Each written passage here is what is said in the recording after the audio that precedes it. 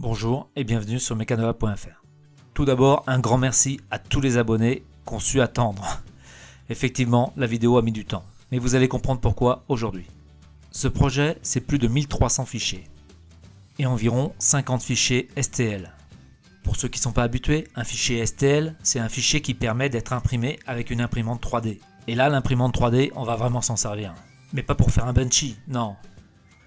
On va fabriquer une machine à commande numérique. Alors, des projets comme ça, il y en a plusieurs. Je suis pas le premier, je serai sûrement pas le dernier. Mais ce projet, il est là pour les débutants. Et si on l'a nommé Basic CNC, c'est pas pour rien. J'ai réfléchi pour que vous puissiez fabriquer une machine de façon extrêmement simple, basique. Pas besoin de matériel. Alors je vous ai entendu, vous dites faut pas de matériel, mais faut quand même une imprimante. Non, ceux qui n'ont pas d'imprimante, je leur conseille d'aller dans un Fab Lab. Ou alors d'investir sur une machine un peu comme la mienne. Je gagne rien, j'ai pas d'action dans les imprimantes, mais c'est vrai qu'aujourd'hui, mon imprimante, elle coûte 120 €. 120 €, bon, c'est une somme. Mais quand on voit les services que ça peut rendre, si vous êtes bricoleur, franchement, c'est un bon investissement. On a fini avec les imprimantes, et sans plus attendre, la présentation du repère 1 de la Basic CNC. Alors, vous pouvez vous poser la question, mais pourquoi commencer à présenter le repère 1 ? Il y a d'autres choses à faire avec la présentation de cette machine. Oui, c'est vrai. Mais la Basic CNC, c'est pas simplement une machine, mais c'est plutôt un concept qui va vous permettre de réaliser vos projets avec différents modules. Un peu comme du Lego. Le repère 1 est une pièce très polyvalente qui va vous permettre de réaliser des guidages linéaires dans différents domaines.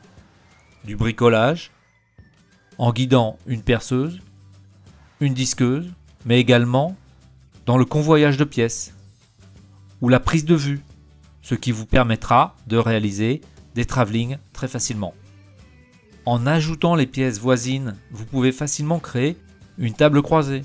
Il vous reste plus qu'à imaginer vos projets avec l'utilisation de diverses pièces de la Basic CNC. Donc le repère 1 peut être utilisé dans différents domaines, de la prise de vue, du bricolage ou la fabrication de machines à commande numérique. Je vous remercie de suivre ces vidéos.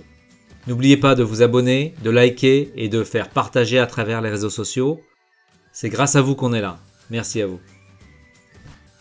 Donc maintenant, nous allons décortiquer le système de guidage de l'axe Y et de l'axe Z. Alors, le guidage de la Basic CNC doit être aussi précis que toutes les machines. Pour autant, cette machine doit être réalisée par des gens ayant aucune compétence en mécanique et n'ayant pas de matériel spécifique à leur disposition. Donc, pour réaliser ce rail, il va vous falloir uniquement un marteau et des clous. Vous avez préalablement fait découper vos planches par un détaillant. Vous présentez les ancrages à 45 degrés sur la planche. Les petites languettes centrent les ancrages. Vous enfoncez les clous, vous dégraissez les cornières en L et vous appliquez la colle mastic polymère. Faites attention à maintenir les pièces pendant le collage. Vous pouvez vous aider d'élastique pour cela. Vous vous retrouvez donc avec un rail possédant un défaut minimum, un léger coup de cutter et vous supprimez les languettes. Elles ne servent plus à rien maintenant, pensez à les recycler. Fixées sur le repère 1, les pièces bleu clair sont le repère 2. Elles permettent la fixation des galets en V de la partie fixe. À l'opposé, vous trouvez la partie mobile, composée du support du pivot et du pivot magnétique. Le pivot magnétique contient également un magnet en néodyne. Les deux magnets sont face à face et leurs champs s'opposent. Une force est induite dans l'axe Z qui provoque la rotation du pivot magnétique. Le galet mobile se déplace vers le galet fixe. Le rail est ainsi pris en sandwich. La forme naturelle des galets ne laisse qu'un degré de liberté, l'axe Z. D'éventuels défauts de parallélisme n'ont plus d'incidence sur le système, car les galets mobiles plaquent le guidage contre les galets fixes qui servent de référence. Il en va de même pour l'axe Y. Si vous avez un défaut de parallélisme, les pièces étant semi-rigides, elles vont absorber le défaut. Des tiges filetées relient les repères 1 ensemble, par le milieu, permettant au repère 1 d'accepter un léger défaut.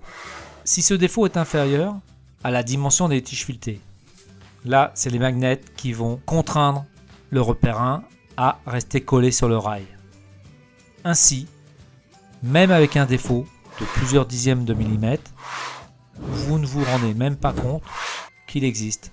Même les dimensions de cette machine sont étudiées pour que ça vous coûte le moins cher possible. Les rails en L d'1 mètre sont coupés à 700 mm. Il vous reste donc 300 mm pour réaliser l'axe Z. Donc, la totalité de la machine a besoin uniquement de 4 rails en L d'1 mètre de long, soit un coût total de 15,80 € pour tous les axes de la machine. À cela s'ajoutent les roulements à billes. Alors, les roulements à billes, ce sont des roulements de type standard qu'on utilise couramment dans les rollers, les trottinettes et les patins en ligne. À l'heure actuelle, vous pouvez les toucher pour 30 centimes le roulement, soit 8 € les 24 roulements. Un mot encore sur la transmission de l'axe Z. La transmission est réalisée à l'aide d'une vis. Et comme tout système avec une vis, il a nécessairement besoin d'un jeu fonctionnel. Ce jeu fonctionnel est un problème en usinage. C'est pour cette raison que la plupart des machines professionnelles utilisent des vis à billes. Le jeu fonctionnel d'une vis à billes est de l'ordre du micron. On considère qu'il est négligeable. En ce qui concerne la basique CNC, vous vous doutez bien que j'ai pas installé une vis à billes. Néanmoins, je ne veux pas de jeu dans l'axe Z. Alors là, je vais en étonner plus d'un. Il y en a qui vont se mettre à rire, mais c'est pas grave, on assume. J'ai considéré que l'effort de coupe pour ce type de machine est limité. Déjà, on va pas monter une fraise de 60. Ensuite, les profondeurs de passe seront également limitées. C'est une machine de loisir. De plus, lorsqu'on utilise une défonceuse, ici c'est une affleureuse, mais le principe est le même, on n'appuie pas de toutes ses forces dessus. Donc, il y en a certains qui me voient déjà arriver avec mes gros sabots. Donc, j'utilise le poids de la fleureuse, à savoir 1,3 kg, pour contrecarrer une partie de l'effort de coupe. Une partie de l'effort, vous me direz, c'est pas suffisant. C'est pourquoi, et c'est mon choix, sur la basique CNC se rajoutent des élastiques. Oui, vous avez bien entendu, des élastiques qui vont aider à contrecarrer tous les efforts de coupe. Ainsi, le jeu fonctionnel de la vis se trouvant toujours au-dessus de celle-ci. Alors, c'est un peu tiré par les cheveux, je vous l'accorde, mais c'est pas moi qui l'ai inventé. Sur les machines du four, à l'époque où j'ai commencé ma carrière, un levier était positionné sur l'axe X. Ce levier permettait de mettre en pression ou non des rondelles Belleville. Ces rondelles Belleville avaient exactement le même but que mes élastiques, celui de positionner le jeu toujours du même côté. Ainsi, on pouvait faire des finitions en avalant, ce qui limite le copeau minimum. Mais bon, ça, on en reparlera plus tard. De plus, ça nous permet de faire un assemblage extrêmement basique.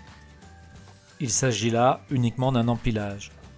L'axe du moteur NEMA 17 reçoit le repère 8 qui sert de liaison avec la vis. Pour éviter des efforts directement sur l'axe du NEMA 17, le repère 8 vient en appui sur la partie qui sert de centrage au NEMA. Le repère 8 contient deux formes légèrement coniques qui lui permettent d'avoir une réserve de graisse. Une fois cet ensemble créé, on le positionne directement dans la cage. On a préalablement posé un écrou M6 en bout de filet qu'on a enduit de loctite ou de cyanolite. La forme hexagonale de l'écrou s'emboîte parfaitement dans le repère 8 et définit ainsi son centrage bas. Un écrou M6 remplace la noix et la fourchette vient faire la liaison entre la noix et le guidage. Une vis traversante lie la fourchette avec le guidage et le centrage haut est assuré par le couvercle.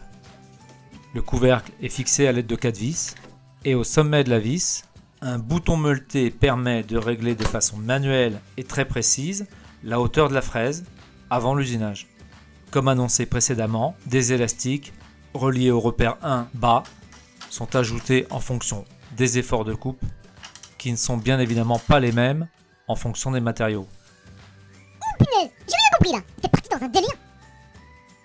Ah, salut Gélule. Bon, si t'as pas tout compris, c'est pas grave. Il faut que tu retiennes le plus important. Alors, le plus important, c'est quoi? C'est déjà que tu vas avoir 50 fichiers gratos si t'es abonné à la chaîne. Ça, c'est quand même important.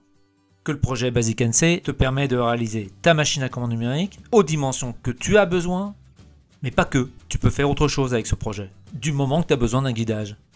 C'est vrai que ce projet ressemble un peu à un cas d'école.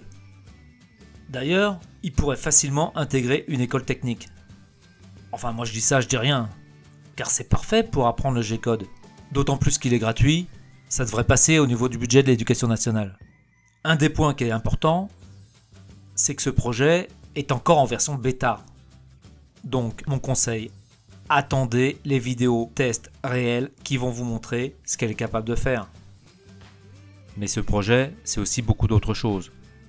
Tu vas devoir câbler, souder, modifier les paramètres de ta carte Arduino avec GRBL Controller. Et le plus important, cette machine, c'est toi qui l'auras fait.